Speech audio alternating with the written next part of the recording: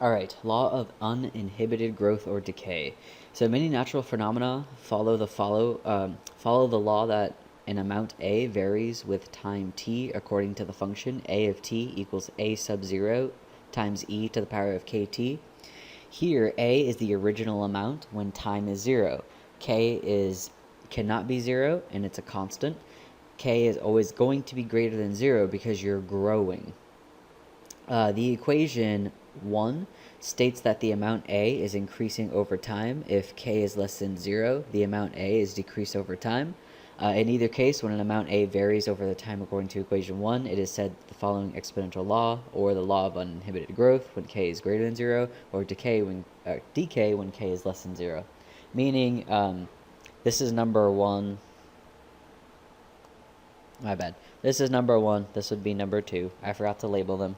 And all this is saying is that if it's exponential decay, it goes down and your constant is negative.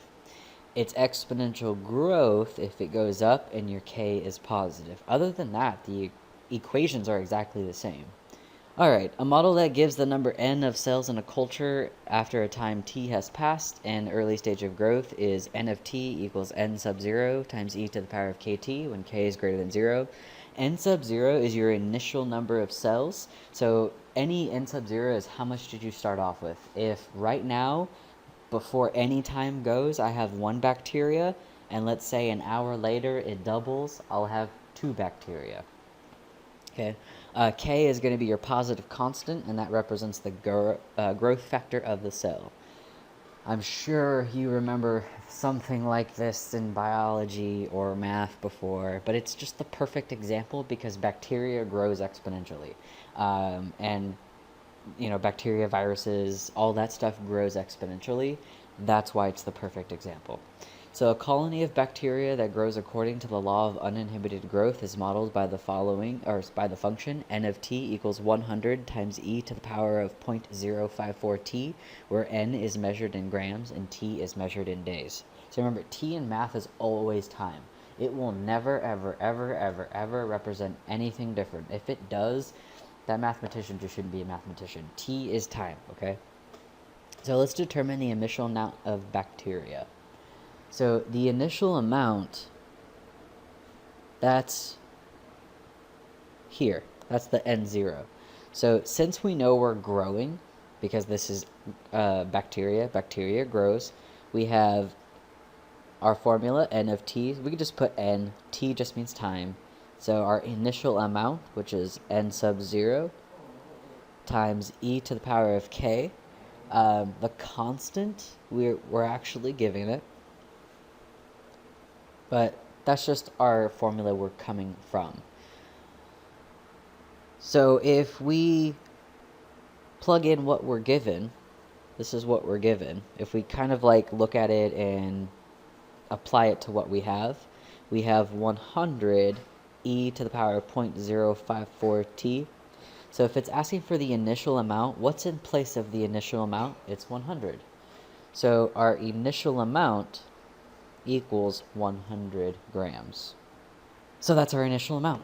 What is the growth rate of the bacteria? So growth rate is always your K.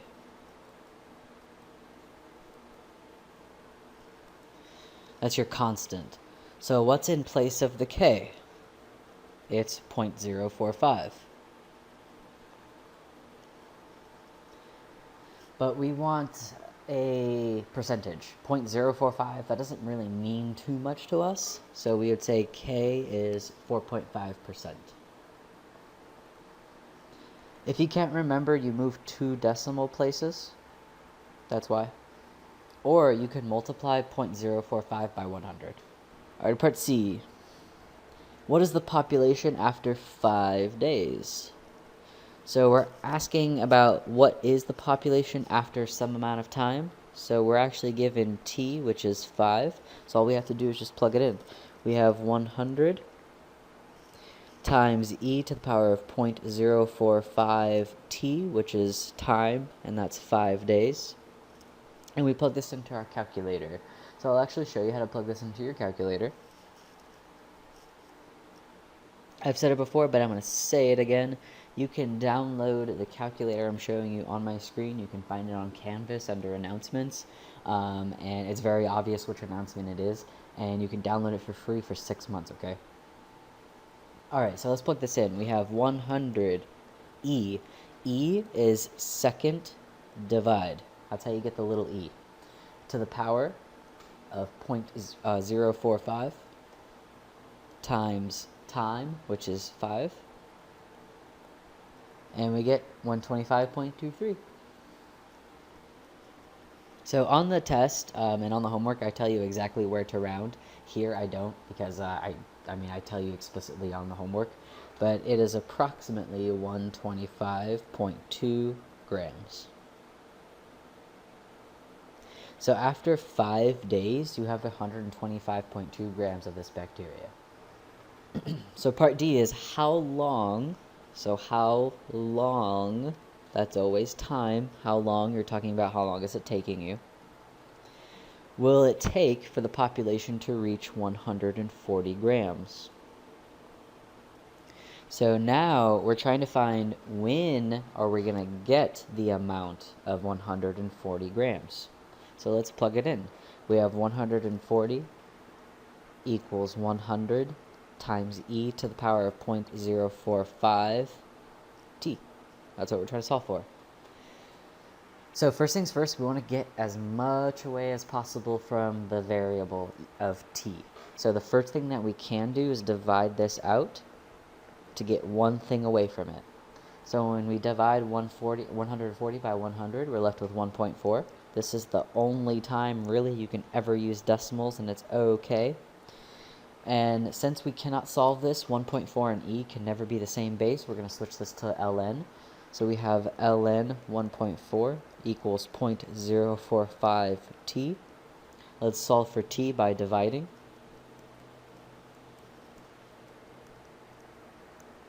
And we get t is approximately 7.5 days. So after 7.5 days, you'll have about 140 grams of bacteria.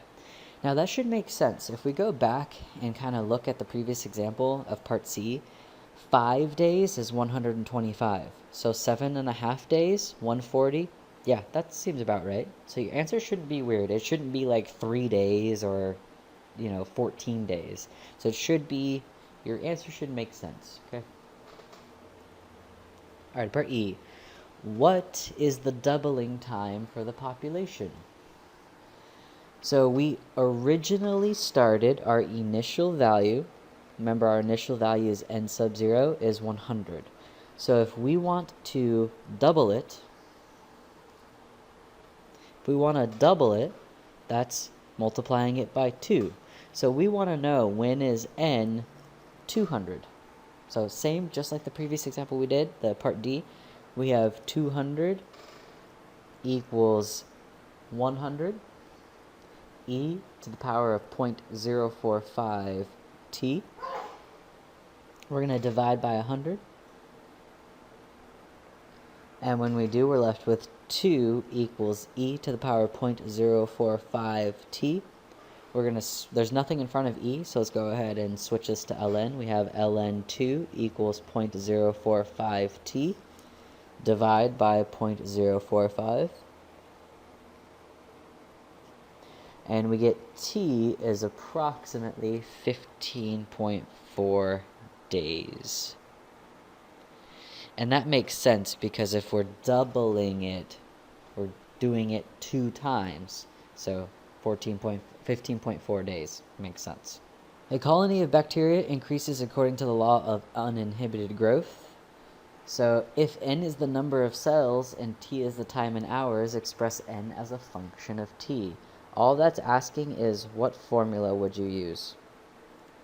Since we're talking about uninhibited growth, we're going to be using n of t equals n sub 0 times e to the power of kt. That's all that means. Alright, B. If the number of bacteria doubles in 3 hours, find the function that gives the number of cells in the culture. So we're just finding the function. There, find the function. All right. We don't have K. If you have K in your formula, you need to find it if you're not given it. All right, so let's go ahead and find it. And we can find it by the information they just gave us. So they just said the bacteria doubles in 3 hours. That is all the information we need, because we're given T, and we're given that something doubles. So we're actually saying we're doubling the initial amount. So we're doubling initial amount. Remember, initial is n sub 0. So whatever it is, this side of the equation is 2 times the initial amount. So we have 2 times whatever we started with, because that's what we're trying to do. We're trying to find out when do you double the initial amount. And that equals whatever the initial amount was times e to the power of k and t. So we know t was 3 hours because it stated that in 3 hours it doubles the initial amount. So let's solve for k. Because these are on opposing sides and there's no plus or minus, we're allowed to cancel them. So we're left with 2 equals e to the power of 3k. There's nothing in front of e, so we can switch this. We have ln 2 equals 3k. Divide by 3. So ln 2 over 3 equals k. That means k is approximately 0.23105. And that's all it was asking for. It was just asking for what is the constant. Okay. Alrighty. That was part B. Part C. How long? So how long? What's it looking for? It's looking for time. I'll put part C right here. So it's asking for time. How long will it take for the size of the colony to triple?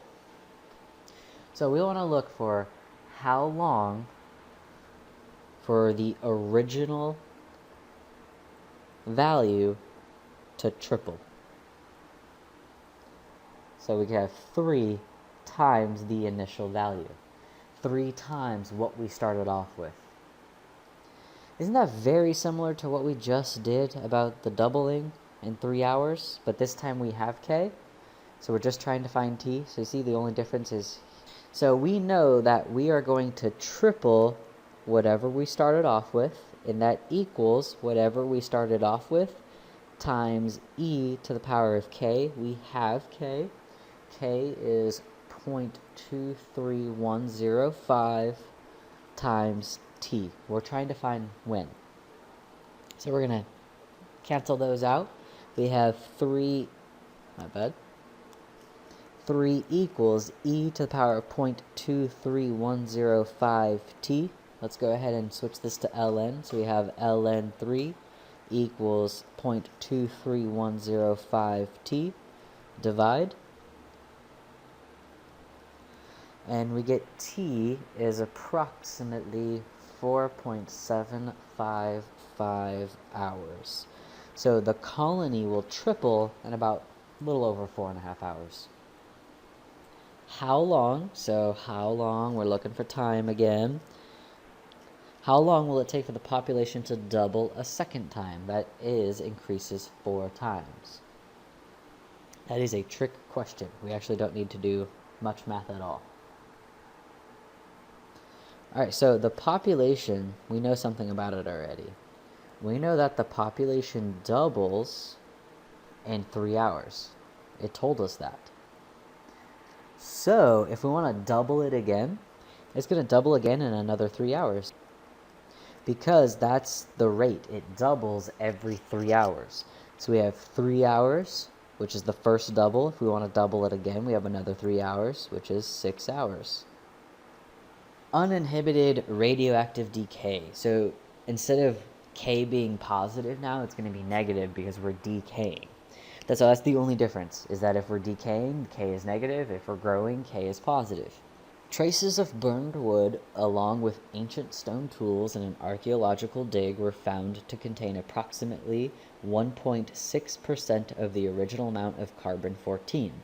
If the half-life of carbon-14 is 5,730 years, approximately when was the tree cut and burned?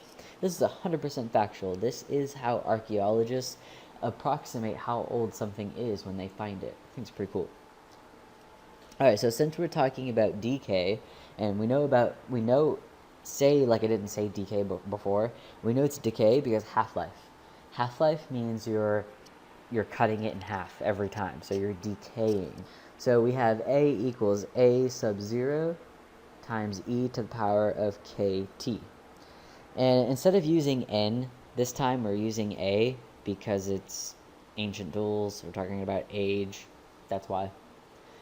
So A sub 0, that doesn't change, it's still your initial value.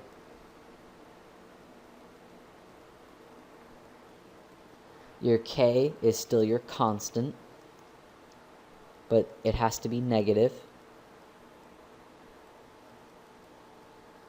And then we're actually given something, and I kind of talked about it before, half-life. Alright, so half-life means half of your life, half the original amount.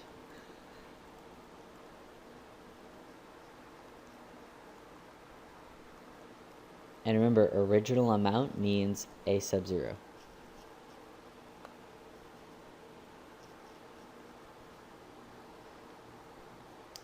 Alright, so we're not doing multiple steps here. It's just asking us to find the approximate when the tree was cut and burned.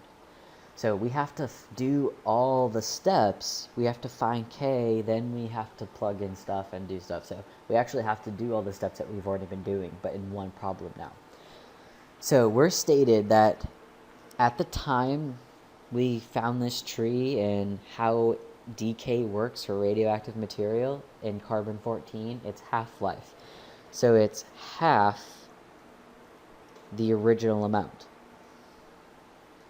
And that equals our original amount times e to the power of k, and we do have our time. It's 5,730 years.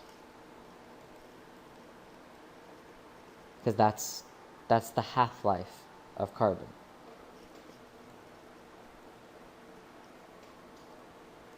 Alright, just like before, we can cancel those out. So we have 1/2 equals e to the power of 5,730k. Since there's nothing in front of e, we can go ahead and switch this to ln. So we have ln 1/2 equals 5,730k. Divide.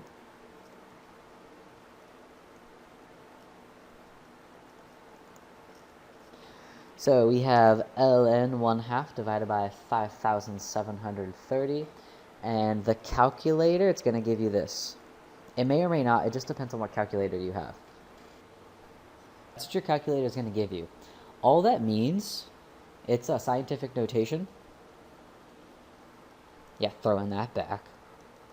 Right, I haven't talked about that in a while. So you move 4 decimal places. So 1, 2, 3, 4. That means we have 3 zeros now. Because we only moved it 1, 2, 3, 4. So that's why we have 3 zeros, because then we have 120968094. And that's our constant. Alright. We found our constant. Awesome. That means now we have the equation a of t equals a sub 0 e to the power of, I'm so sorry for this long k, negative 0.000120968094. Alright, so we need to solve for our time, now that we have constant, but we need to know, we don't have enough information here, because we don't know what a sub 0 is, so we can't solve yet. But there is something else it gave us. 1.67. It says that the archaeological dig they found to contain approximately 1.67 of the original amount. So that means whatever it is, at whatever we found, we had 1.67%. So when we found it, whatever the initial amount was, but when we found it, it had this much left. So we have 0.0167 equals e to the power of negative 0.001209680094 t. The reason why we can get rid of a sub 0 is because we don't care about the initial amount now, because when we found this, it had 1.67% of that initial amount. Since we know the constant, we know how much has it changed over the years. Since there's nothing in front of e, we can switch this to ln. We have ln 0.0167 equals negative 0.001209680094 t. So we divide by our decimal.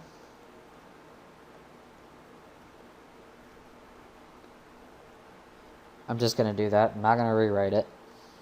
And when we do, we get time is approximately... My bad, there's supposed to be 3 zeros. There's 3 zeros. 3 zeros, 3 zeros. There we go. So we have time is approximately 33,829.96643. We can round that up to 33,830 years old. That means that tree was burned down about 33,000 years ago and cut. Cool, right? Newton's law of cooling. The temperature U of a heated object at a given time t can be modeled by the following function: U of t equals capital T plus U sub 0 minus capital T, all times e to the power of kt. K has to be less than 0.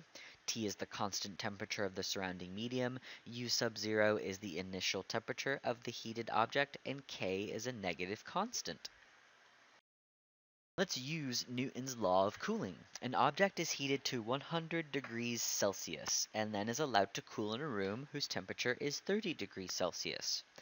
If the temperature of the object is 80 degrees Celsius after 5 minutes, when will the temperature be 50 degrees Celsius? Determine the elapsed time before the temperature of the object is 35 degrees Celsius, and what do you notice about the temperature as time passes? Alright, do you notice in here we are not given a k? We didn't say constant is this, k is this, constant of proportionality is this. Nope, we didn't. How do we know we need to talk about k? Because we're given k in the formula. So that's how we know that if you're given a k and you're not like in the formula, but you're not given the explicit value for that constant, then you need to find it.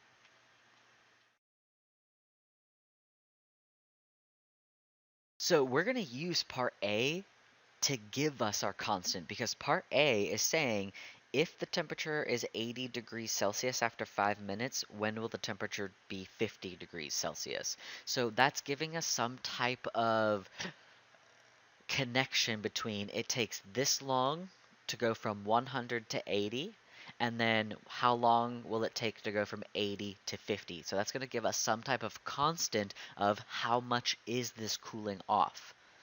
And we know we're going to use our formula, U of t equals capital T plus U sub 0 minus capital T, all times e to the power of k lowercase t. Alright, so it told us that the temperature of the room is 30 degrees.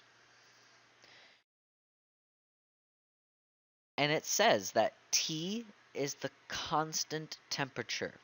So if the air temp is 30, that's the constant temperature in your vicinity, in your area, in your house right now, is 30 degrees Celsius. Alright, then it told us some other stuff, that U sub 0 is the initial temperature that the object is heated to. The object is heated to 100 degrees. So U sub 0 is 100 degrees. That's our initial temperature. All right, it told us U is the heated object at a given time. So that means right now, what's the temperature of the object? Right now, the temperature of the object is 80 degrees.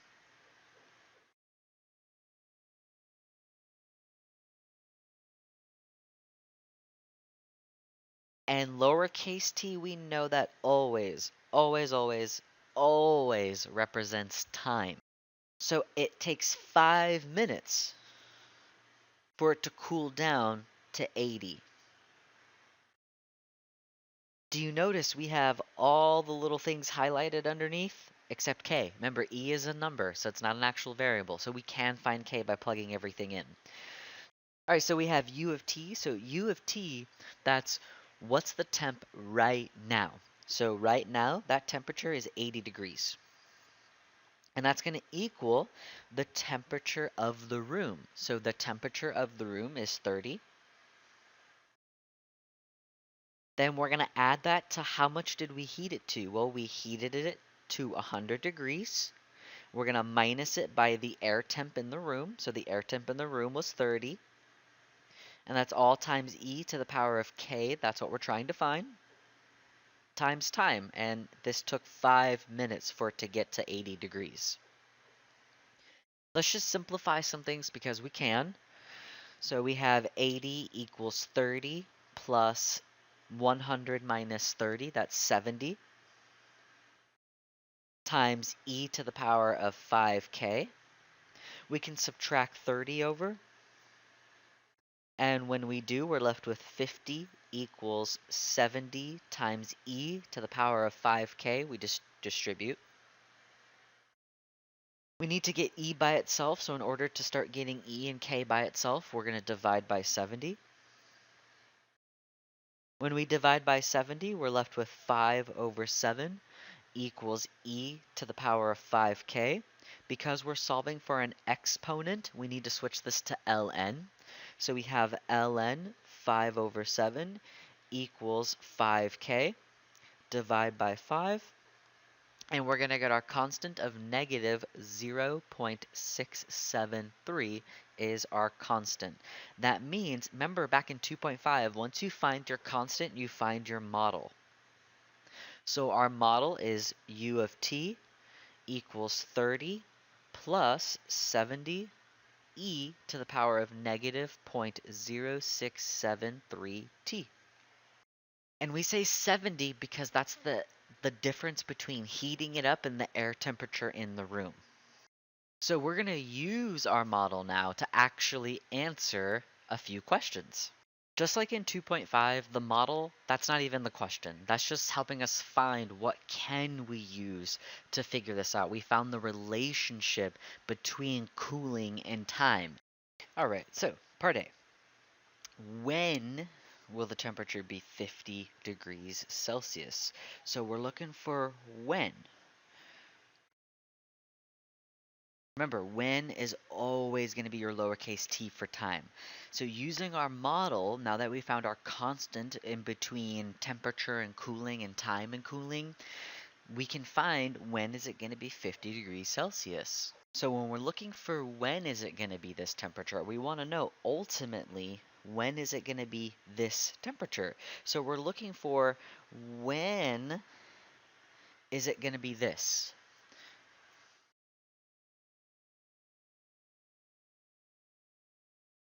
So we have when is it going to be that temperature? So that temperature we're talking about is 50. That's going to equal 30 plus 70 times e to the power of negative 0.0673 and time. That's when. So the model is what gave us the opportunity to figure out when is it going to be this temperature. Just like before, because we're solving for an exponent, we need to start moving stuff over, and we have e. So we're solving for an exponent, we have e, we know we're going to push stuff over, we know we're going to make this ln at the end of the day. So let's push over 30. We move it over, we got 20 equals 70 times e to the power of negative 0.0673t. We're going to divide by 70 to get e by itself. We cancel out those double zeros. We're left with 2/7 equals e to the power of negative 0.0673t. Because we're solving for an exponent and we have e, we're going to switch this to ln. So we have ln 2/7 equals negative 0.0673t. We divide by negative 0.0673,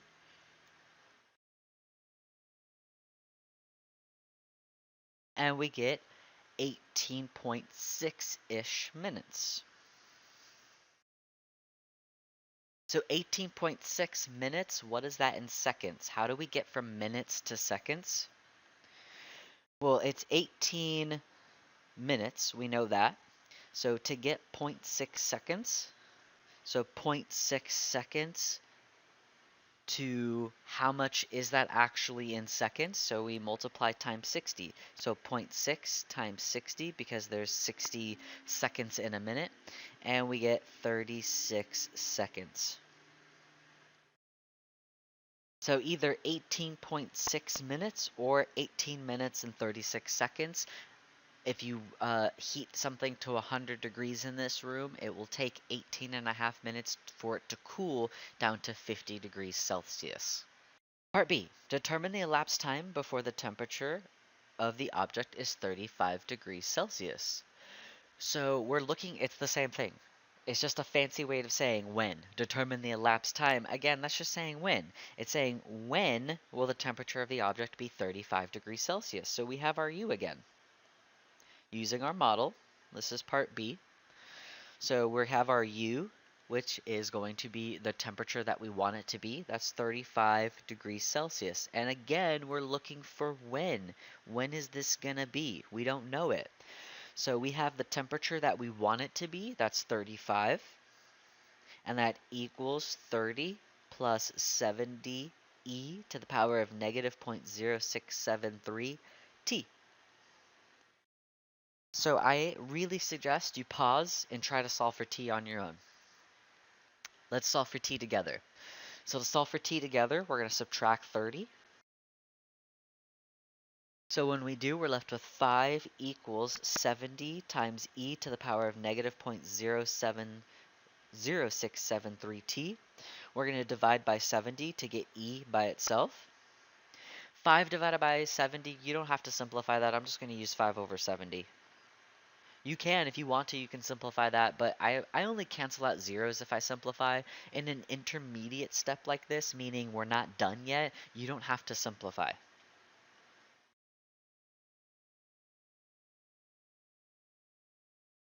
Because it's e and we're solving for exponent, we know we need to switch this to ln. So we'll have ln 5 over 70 equals negative 0.0673t. We divide by negative 0.0673. And you get 39.2 minutes. So 39.2, or if you want to know how many seconds that is, you do 0.2 times 60, and you get 12 seconds. So that's 39 minutes, 12 seconds. So if you start off at 100 degrees Celsius in 39 minutes and 12 seconds, it will cool down to 35 degrees Celsius. Part C. What do you notice about the temperature as time passes? So this is a graphing question. We need to graph this in order to figure out what is actually happening. So we need to graph our model and just view it. Let's see what's going on with our model. So anytime we need to graph something, we hit y equals, let's plug it in. So we have 30 plus 70 e to the power of negative 0.0673 t. T, x, t, 0, or theta, n, they all mean the same thing. It's just a variable. And our window, we need to change our window. So whatever's here, it doesn't matter. Doesn't matter what's there, we're going to change it. So our minimum and our maximums are going to change. Our x minimum is going to be 0 because x in this case is time. In place where there's an x, it's a t. So T is always positive, so our T starts at 0. And our maximum time is how long, what was the maximum duration that we did this? Well, the maximum duration that we did this was 39 minutes and 12 seconds. So let's round that to 40. That's about 40 minutes. Our y's in this case, in place of a y, we have u parentheses t, u of t. U of t is the temperature that we're talking about. So our temperatures that we're talking about, we start at 0 because we have no negative temperatures here. We're starting at 0. And then our maximum, we heated this up to 100 degrees Celsius. So that was our max temperature, was 100. And then we hit graph.